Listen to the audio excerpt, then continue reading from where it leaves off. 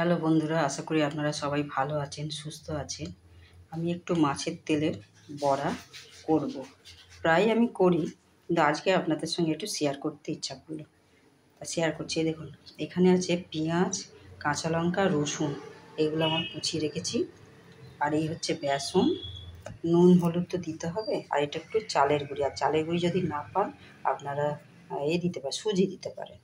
আর এই দেখুন, মাছের তেলটা ধুয়ে এনেছি। এই চবড়িতে ধুতে সুবিধা হয়, কারণ একদম জল থাকবে না। তাই এটা এর সঙ্গে আমি মাখবো, আপনারা দেখতে থাকুন। এই যে এটা আমি কিন্তু ভালো করে মাখবো।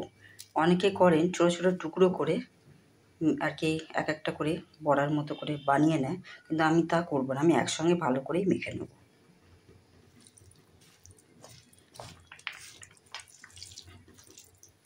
এটা হাত দিয়ে একটুখানি চটকে নেবো, চটকে এর সঙ্গে মেখে নেব।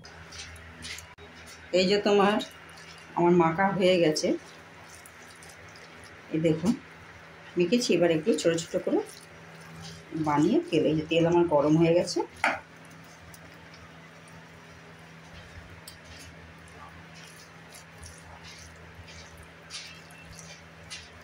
এক একটা হয়তো বড় থাকবে, কেটে ছোটো করে দেবেন।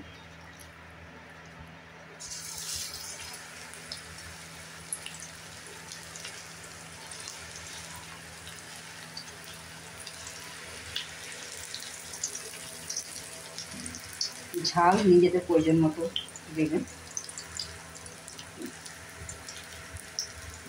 অনেকে ডাল বেটে দেয়, মসুর ডাল।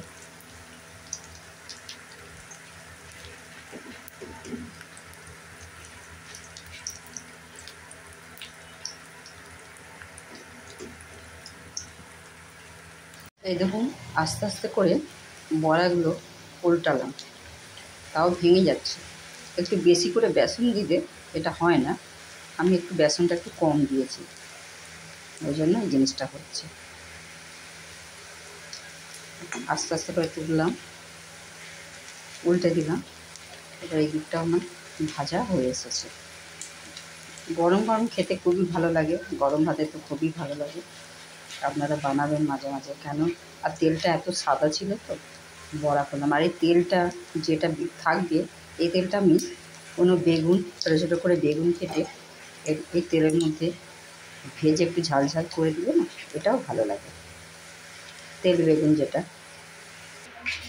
এই আর কি, বড়া হয়ে গেছে, কিছু ভেঙে ভেঙে গুঁড়ো গুঁড়ো হয়ে গেছে, ঠিক আছে। আর এই বাকিটা তোমার কড়াতে দিয়েছে গুঁড়ো ভাজবো। আর এই যে আমাদের এরপরে এই মাছের তরকারি করবো, ভাত করবো, সেগুলো শেয়ার করলাম না, আপনারা তো সবাই বানিয়ে খান। এইটা একটু মেন আপনাদের একটু দেখালাম। সবাই ভালো থাকুন, সুস্থ। এই যে পরেরগুলো আমার ভাজা হয়ে গেল, এগুলো একটু দেখালাম। তবে আপনারা যখন মাখবেন না, মেখে কিছুক্ষণ একটু রেখে দেবেন, সঙ্গে সঙ্গে দিলে ভেঙে যায়। আমার দেখুন পরেরগুলো আর অত ভাঙেনি, প্রথমটা কিন্তু ভেঙে ভেঙে গেছিলো, ছেড়ে ছেড়ে গেছিলো। এই আপনাদের সঙ্গে একটু শেয়ার করলাম। আপনারা সবাই বানাবেন, বানিয়ে খাবেন।